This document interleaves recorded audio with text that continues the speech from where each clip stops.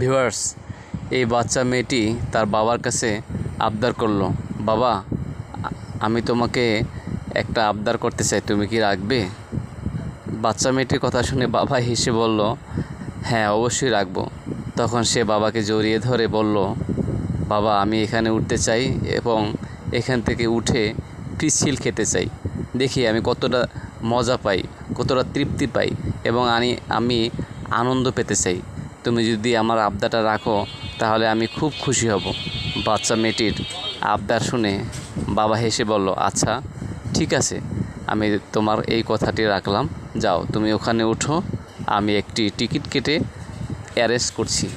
এ কথা বলা মাত্রই বাচ্চা মেয়েটি বাবাকে জড়িয়ে চিৎকার করে একটা চুমু দিল এবং বাবাও তার মেয়েটিকে খুব আদর করলো।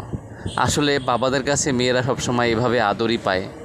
বাবাদের ভালোবাসা চিরন্তন থাকুক, বাবাদের ভালোবাসা অম্লান থাকুক, বাবাদের ভালোবাসা কখনোই শেষ হয় না। আসলে বাবা বাবাই, বাবা কখনো আবদার পূরণ করা ছাড়া থাকতে পারে না। পৃথিবীতে বাবারা সব সময় আসে এভাবে আবদার পূরণ করার জন্য।